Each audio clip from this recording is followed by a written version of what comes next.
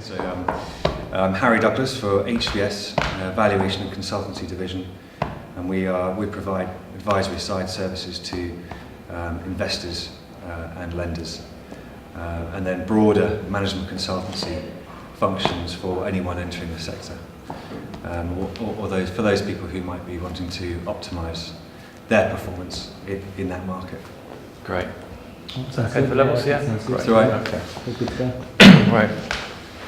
We're rolling, yeah? Yeah. Okay.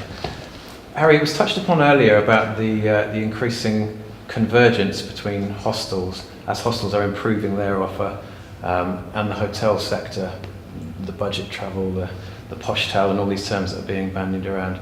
Can you tell us a bit about how those sectors are converging and how you anticipate that trend to continue in the future?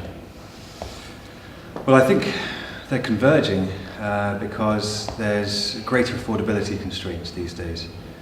I think, as I've found out in previous work, there are much more suppressed wage increases in the last few years, and I think that trend is set to continue. Mm-hmm. So people are trying to look for added value and save costs wherever they can. So a great anecdotal evidence would be perhaps that family, instead of taking two adjacent interconnecting hotel bedrooms, they might look for the hybrid offer. Mm-hmm. That room that can provide a double or a twin.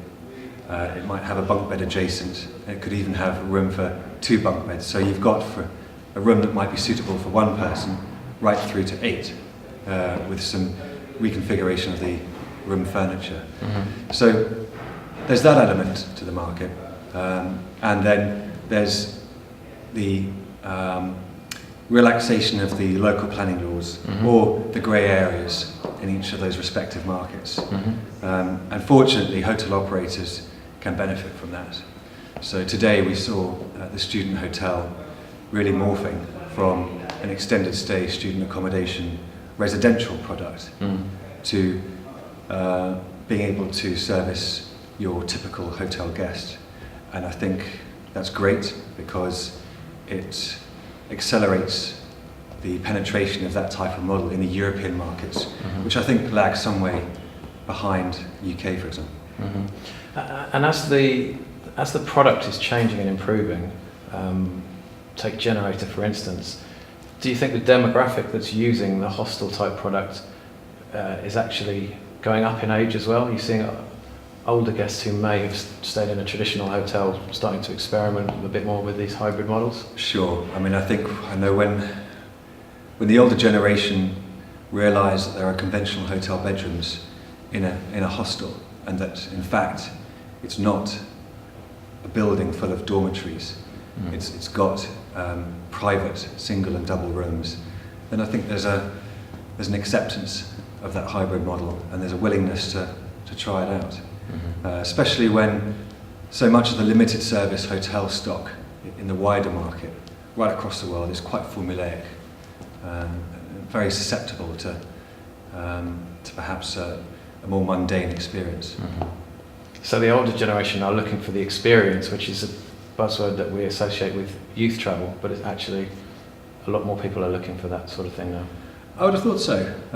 Or where that alternative exists, they're willing to try. I think it's a very vibrant marketplace. There's not a lot of room in one respect, but then there's a lot of room for new players because of the low cost of startup. So I think it's very dynamic, and for that reason, it's very easy for a hotel guest to quickly realise that there's a lot of options, and that to remain competitive and to be properly marketed online, there's a certain minimum level of credibility there. So I think there's perhaps the commercialisation of that space, there's greater confidence in the actual product. And one last question, the hostel sector particularly is quite fragmented. There are a lot of small independent operators. When you look at what the likes of Generator and Meininger are doing, do you think that the big hotel chains will sit up and take notice of that and launch their own hostel/hybrid brands in the next few years? I think they have to first overcome the interpretation of the revenue per available bed against the revenue per available room. But as we saw today, there are two organisations at least who have property management systems that they claim can manage both those dynamics quite effectively. And that's a major breakthrough for institutional acceptance. And with institutional acceptance comes the bigger brands entering that marketplace, probably with intentions to dominate that. But at the same time, the best European groups of hybrids, those hotel groups nowadays, as they like to call themselves, but which have a high proportion of multi-bedded rooms, formed over a course of a few years, subject to organic growth. And really, their initial occupancy was underpinned by schools groups, and it was only the surplus space that was then let on a short let basis to the conventional hotel guests. But I think that's now largely being more relaxed, and there's a greater play with that rooms to dorms configuration. Great, that's perfect. Thank you, Harry. Okay. Really good.